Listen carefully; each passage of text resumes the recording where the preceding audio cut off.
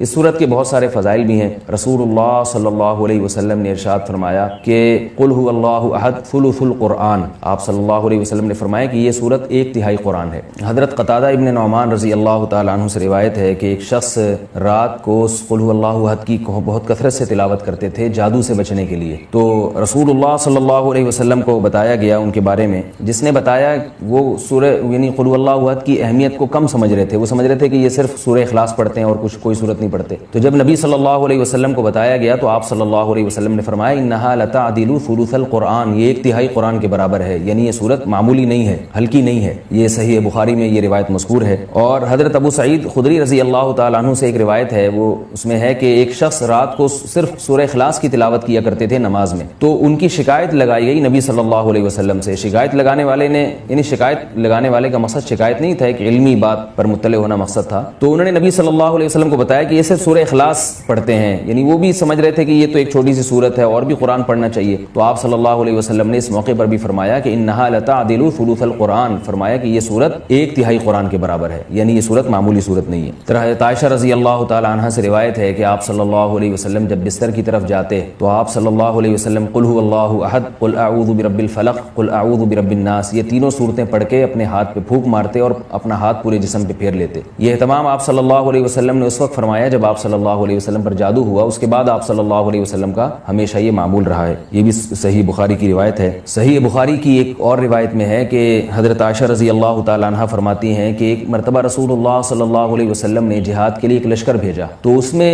جو امام تھے وہ سورہ اخلاص کی بہت زیادہ تلاوت کیا کرتے تھے نماز میں۔ صحابہ کرام کا جب یہ لشکر واپس لوٹا ہے تو آپ صلی اللہ علیہ وسلم کو بتایا گیا کہ یہ سورہ اخلاص بہت زیادہ پڑھتے تھے نماز میں، تو آپ صلی اللہ علیہ وسلم نے ان سے پوچھا کہ تم یہ کام کیوں کرتے تھے، سورہ اخلاص تم اتنی زیادہ کیوں پڑھتے تھے؟ تو ان صحابی نے فرمایا کہ اس میں رحمان کے اوصاف بیان کیے ہیں، اللہ کی حمد و ثنا ہے، اور اس وجہ سے مجھے اس سورت سے محبت ہے، یعنی محبت ہے جس کی وجہ سے میرا دل چاہتا ہے میں اس کی بار بار تلاوت کروں۔ تو آپ صلی اللہ علیہ وسلم نے فرمایا کہ صحابہ سے فرمایا کہ ان کو خبر دے دو کہ اللہ بھی تم سے محبت کرتے ہیں۔ یہ بھی ایک سورت کی ایک بہت بڑی فضیلت ثابت ہوتی ہے۔ اور عبد الرحمن ابن ابزہ رضی اللہ تعالیٰ عنہ سے روایت ہے کہ رسول اللہ صلی اللہ علیہ وسلم وتر کی نماز میں پہلی رکعت میں سبح اسم ربک الاعلی، دوسری میں قل یا ایھا الکافرون، اور تیسری رکعت میں سورہ اخلاص کی تلاوت کیا کرتے تھے۔ تو وتر میں تیسری رکعت میں سورہ اخلاص کا پڑھنا یہ فضیلت کی چیز ہے۔ حضرت عقبہ ابن عامر رضی اللہ تعالیٰ عنہ سے روایت ہے کہ میں ایک مرتبہ رسول اللہ صلی اللہ علیہ وسلم سے ملا تو آپ صلی اللہ علیہ وسلم نے فرمایا کہ کیا میں تمہیں ایسی صورت کی خبر نہ دوں کہ نہ وہ صورت اللہ نے تورات میں نازل کی، نہ ایسی صورت اللہ نے انجیل میں، اور نہ ہی ایسی صورت اللہ نے کسی اور مقام پہ قرآن مجید میں نازل کی؟ میں نے عرض کیا ضرور یا رسول اللہ۔ تو آپ صلی اللہ علیہ وسلم نے فرمایا وہ صورتیں قل هو اللہ احد، قل اعوذ برب الفلق اور قل اعوذ برب الناس ہیں۔ اور آپ صلی اللہ علیہ وسلم نے اسے فرمایا کہ کوئی بھی رات ایسی نہیں ہونی چاہیے جو ان صورتوں کی تلاوت کے بغیر گزر جائے، یعنی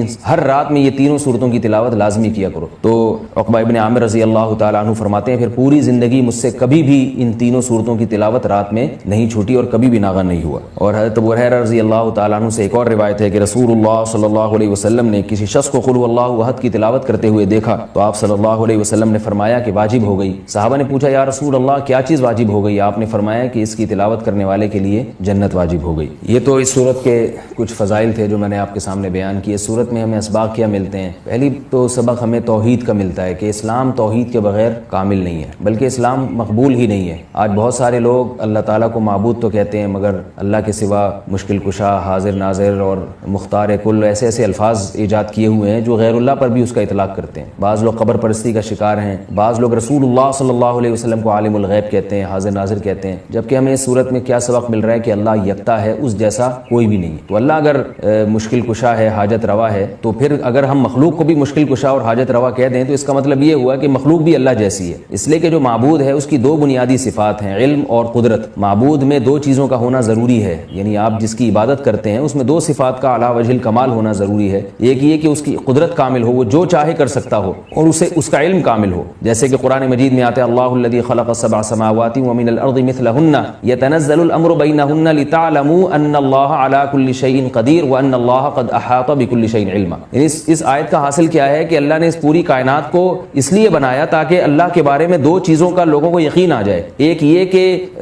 لتعلموا ان اللہ علی کل شیء قدیر، کہ اللہ ہر چیز پر قادر ہے، وان اللہ قد احاط بکل شیء علما، اور اللہ کے علم سے کوئی بھی چیز خارج نہیں ہے، یعنی مختار کل بھی اللہ ہے اور عالم الغیب الغیب بھی اللہ ہے۔ تو اگر آپ اللہ کے علاوہ کسی اور کو بھی ان صفات میں اللہ کے ساتھ شریک کر دیں، چاہے وہ ذاتی کہہ کے کریں یا عطائی کہہ کے کریں، کسی بھی طرح سے کر دیں، یعنی بعض لوگ یہ کہتے ہیں کہ اللہ مشکل کشا ہے، لیکن اللہ نے اپنی مخلوق میں سے بعض پیغمبروں کو مشکل کشا بنا دیا ہے، اور اللہ عالم الغیب ہے لیکن اللہ نے اپنی مخلوق میں سے بعض پیغمبروں کو عالم الغیب بنا دیا ہے، تو یہ غلط ہے۔ اسی کی قرآن جگہ جگہ نفی کر رہا ہے کہ علم غیب میں اور قدرت میں اللہ جیسا کوئی بھی نہیں ہے۔ اس لیے اس سورت سے ہمیں یہ سبق ملتا ہے۔ دوسرا ہمیں سبق ملتا ہے کہ لم یلد ولم یولد، کہ اللہ کے بارے میں یہ عقیدہ رکھنا کہ اس نے جنا ہے، جیسے کہ عیسائی کہتے ہیں حضرت عیسیٰ علیہ السلام اللہ کے معاذ اللہ بیٹے ہیں، تو اللہ نے کسی کو نہ تو بیٹا بنایا اور نہ اللہ نے جنا۔ بعض عیسائی کہتے ہیں کہ اللہ نے حضرت عیسیٰ کو جنا ہے معاذ اللہ، لیکن عیسائیوں میں جو جمہور ہیں وہ یہ کہتے ہیں کہ اللہ نے جنا تو نہیں ہے لیکن